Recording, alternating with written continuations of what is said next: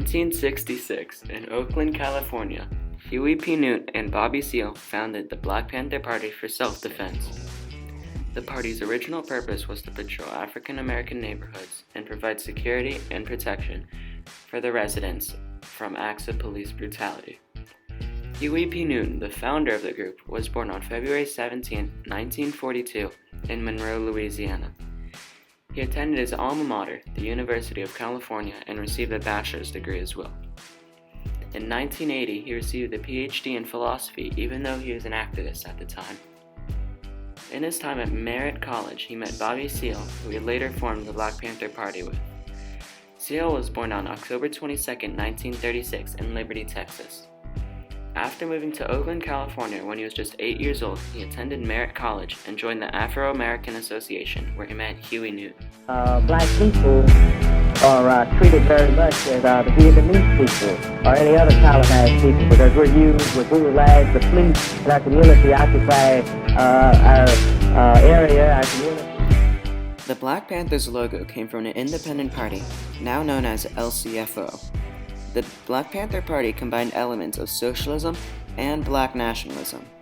It promoted the development of strong black-controlled institutions, calling for blacks to work together to protect their rights and improve their economic and social conditions. The Panthers also emphasized class unity. Police are there not to, in our community, not to promote our welfare or for our security and our safety, but they're there to contain us, to brutalize us and murder us. We want full employment for our people, decent housing, fit for shelter, human beings. Want an immediate end to police brutality and murder of black people.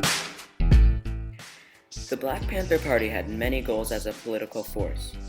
Many of their goals were nonviolent, but some, on the other hand, had required the Black Panthers to take up arms. Some of the most important goals for the party were wanting an end to police brutality and the murder of black people, getting an equal education, full employment, and not to be forced into the military. The most general goal, but the most important of the Black Panthers, was that they wanted freedom. To achieve these goals, the Black Panthers needed to take up arms and defend themselves. On many occasions in the biography, The Black Panthers Speak, it mentions that the Panthers will protect themselves from the police and military by any means necessary. The police and Panthers were never friendly throughout their crusade, and many paid the ultimate price. The two first deaths between the Black Panthers and the police were the shootings of two Black Panther leaders, Fred Hampton and Mark Clark. They were killed in December of 1969 in a police raid. Later that year, and through 1970, 26 more Black Panthers were killed, while many more were arrested and exiled. Number one, we want power to determine our own destiny, our own black community. Number two, we want decent housing, fit for shelter, human beings. Number three, we want full employment for our people. And I said, what else, Huey? He said, nothing else. I said, right, period. Similarly, during the 1960s, the FBI launched a program known as COINTELPRO. It is an acronym for Counterintelligence Program. This program was covert and the public did not know about it. Although the acronym usually refers to spies against the US, this program hunted political oppositions within the country and sought to discredit them by any means necessary, even if it meant breaking the law. The reason the FBI resorted to methods like this was because taking leaders to court, harassing them, and forging documents didn't slow down the growing movements. They even broke the law by going around constitutional rights protecting protesters so that they could arrest them. COINTELPRO was uncovered in 1971 when the files were leaked to the public by an unknown person. In order to put operations in COINTELPRO in effect, the FBI would instruct the local office to send an agent to infiltrate a target's organization in order to discredit the target. They also forged documents harming the target and would release them so people would know. COINTEL's effect on the Black Panthers were large. It tainted their public reputation and caused the Black Panthers to blame themselves for things that they didn't commit. Do you think the formation of your party, the Black Panther Party, is perhaps contributing to the change in atmosphere and making it, in fact, more explosive? Yes, I certainly think so, because this is the first time in the country that Negroes will be organized for their own political interest, and they will form their own party and move along those interests as they see fit. The Black Panther Party had many rules and regulations. They also had punishments and violations for not following these said rules. A requirement of being in the party was that you must know all 26 rules by heart. 5 of the most important rules of the Black Panther Party were: 1. No party member can have a weapon in his possession while drunk or loaded off on narcotics or weed. 2nd, no party member will use, point, or fire a weapon of any kind unnecessarily or accidentally at anyone. 3rd, no party member can join any other army force other than the Black Liberation Army. 4th, no party member will commit any crimes against other party members or black people at all, and cannot steal or take from the people, not even a needle or a piece of thread. 4th, the 10-point program and platform of the Black Panther Party must be understood and known by each party member. And 5th, any party member found shooting narcotics will be expelled from the party indefinitely. These are only 5 of all 26 rules. Other rules that they had were also the 8 points of attention and the 3 main rules of discipline.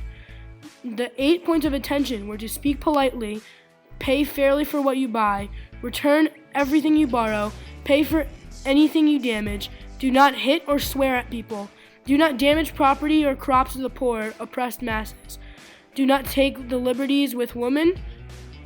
If we ever have to take captives, do not treat them ill.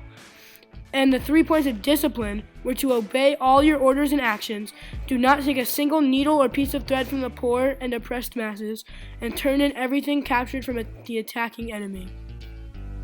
Now, what I don't understand is this. You are also a member of the Student Nonviolent Coordinating Committee.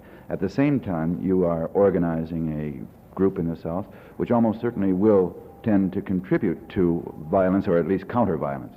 Well, they won't contribute to violence. They will just be seeking their political rights, and they will have to defend The those. Black Panthers also helped children by opening the free Breakfast for Children program to feed African American children. The party saw a dire need to help out black children in powerless communities, so they spent a couple of hours each morning cooking breakfast for these children in the poor neighborhoods before they went off to school.